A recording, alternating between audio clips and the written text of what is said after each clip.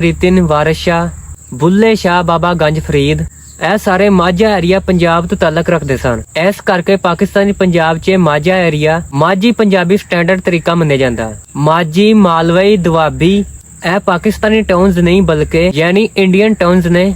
ਪਾਕਿਸਤਾਨੀ ਪੰਜਾਬ 'ਚ ਬਿਲਕੁਲ ਸਮਝੀਆਂ ਨਹੀਂ ਜਾਂਦੀਆਂ। ਇਸ ਤੋਂ ਇਲਾਵਾ ਇੰਡੀਆ 'ਚ ਜ਼ਿਆਦਾਤਰ ਹਿੱਸਾ ਦੁਆਬੇ ਤੇ ਮਾਲਵੇ ਦਾ ਹੈ ਤੇ ਦੁਆਬਾ ਇੱਕ ਗਰੀਬ ਏਰੀਆ ਸੀ ਤੇ ਉਹਦੇ ਜ਼ਿਆਦਾਤਰ ਲੋਕ NRI ਬਣ ਗਏ, ਇੰਡੀਆ ਤੋਂ ਬਾਹਰ ਚਲੇ ਗਏ ਔਰ ਕੈਨੇਡਾ ਸ਼ਿਫਟ ਹੋ ਗਏ। ਔਰ ਪਾਕਿਸਤਾਨੀ ਪੰਜਾਬ 'ਚ ਵੀ ਬਾਹਰ ਜਾਣ ਦਾ ਟ੍ਰੈਂਡ ਹੈਗਾ, ਲੇਕਿਨ ਉਸ ਹੱਦ ਤੱਕ ਨਹੀਂ ਜਿਵੇਂ ਕਿ ਮਾਲਵੇ ਤੇ ਔਰ ਦੁਆਬੇ ਵਿੱਚ। ਇਸੇ ਤਰ੍ਹਾਂ ਇਸ ਮੁੱਦੇ ਤੇ ਮਜ਼ੀਦ ਰੋਸ਼ਨੀ ਪਾਵਾਂ, ਪਾਕਿਸਤਾਨੀ ਪੰਜਾਬ ਨੂੰ ਗ੍ਰੇਟਰ ਪੰਜਾਬ ਰਣਜੀਤ ਸਿੰਘ ਦੇ ਕੈਪੀਟਲ ਯਾਨੀ ਲਾਹੌਰ ਵੀ ਮਿਲਿਆ।